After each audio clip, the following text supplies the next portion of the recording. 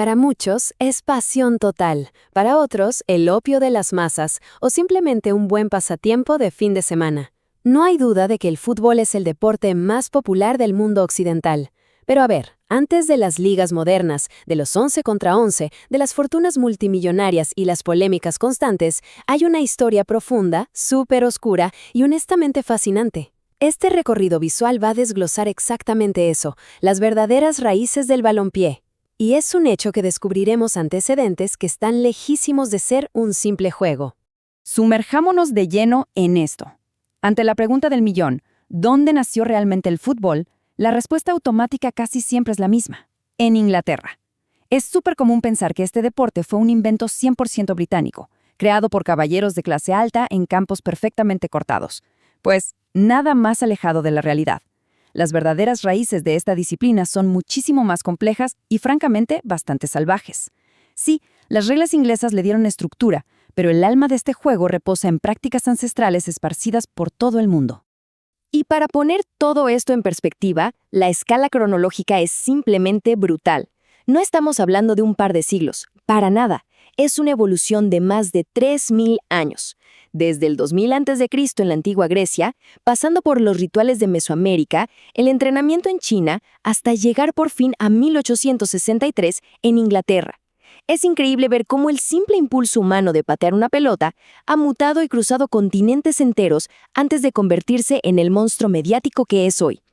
Y el contraste entre estas antiguas civilizaciones es, literalmente, como el agua y el aceite.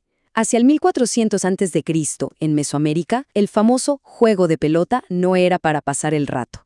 Era un ritual religioso importantísimo. Se golpeaba una pesadísima bola de caucho buscando pasarla por un aro.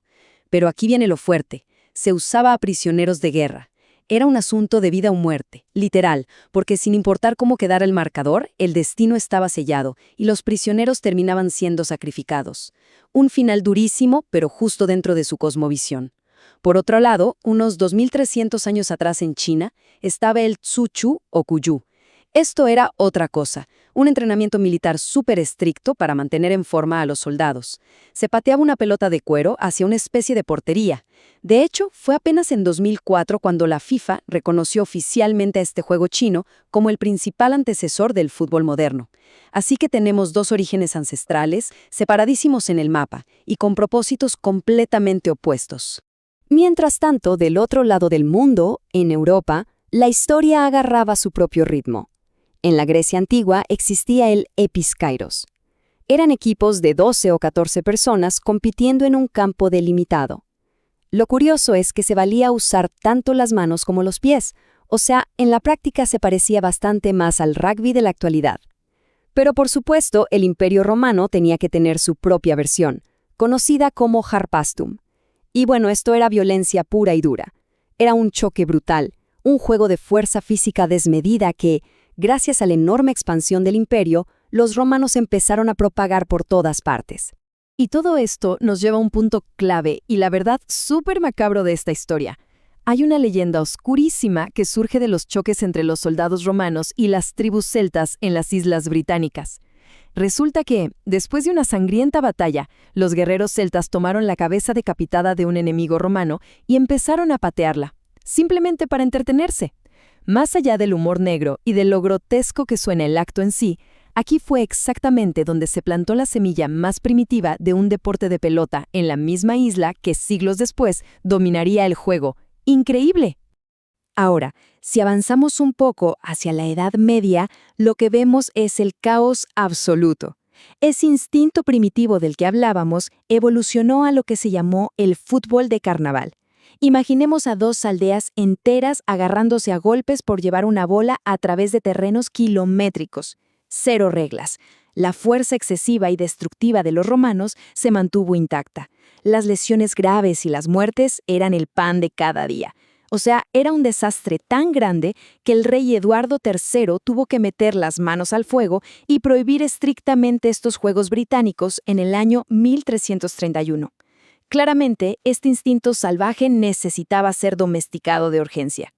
Pero bueno, mientras Inglaterra lidiaba con estas prohibiciones, en Italia nacía una luz al final del túnel, el calcio fiorentino. A ver, No nos engañemos, seguía siendo un juego súper rudo, pero le bajó bastante a la intensidad y a la violencia en comparación con las masacres británicas. Lo más valioso de este deporte italiano es que demostró que sí era posible tener una actividad de pelota estructurada y, sobre todo, menos fatal.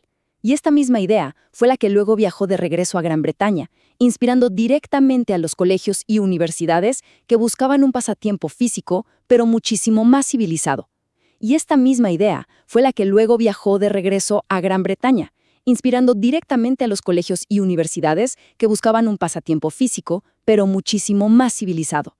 Reglas de Cambridge de 1848, domando el caos.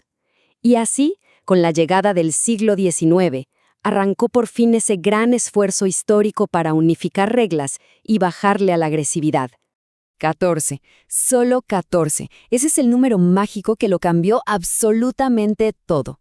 Resulta que en 1863 los clubes ya estaban hartos del desorden y de las viejas normas escolares que todavía permitían agarrar la pelota con las manos.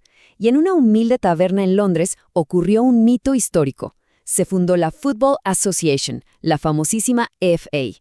Ahí decidieron desmarcarse totalmente del rugby y redactaron exactamente 14 reglas.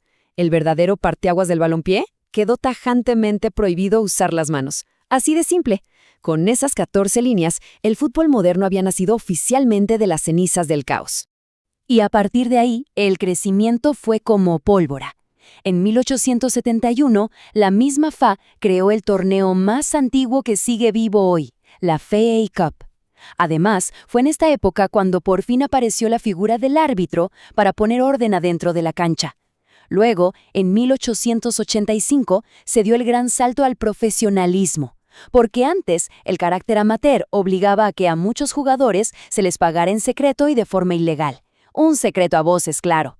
Finalmente, el empuje más gigantesco a nivel internacional aterriza en 1904, cuando nace la FIFA. Empezaron con apenas 6 federaciones y terminaron armando las bases para la colosal industria global que conocemos hoy en día. Para cerrar, queda una pregunta inevitable flotando en el aire. Hemos viajado desde los rituales de sacrificio mesoamericanos y las cabezas decapitadas hasta los caóticos carnavales medievales y finalmente a los estadios de lujo organizados por la FIFA. El fútbol se ha refinado, sí, y ahora es un espectáculo de miles de millones de dólares. Pero cuando vemos la pasión desbordada en las gradas, la intensidad a tope en la cancha y esa rivalidad a muerte entre naciones en los torneos importantes, vale la pena preguntarnos, ¿será que debajo de todos esos contratos y patrocinios millonarios, el alma salvaje de aquellos antiguos guerreros sigue marcando el ritmo de cada latido del balón? Definitivamente es algo para reflexionar a profundidad la próxima vez que suene el silbato.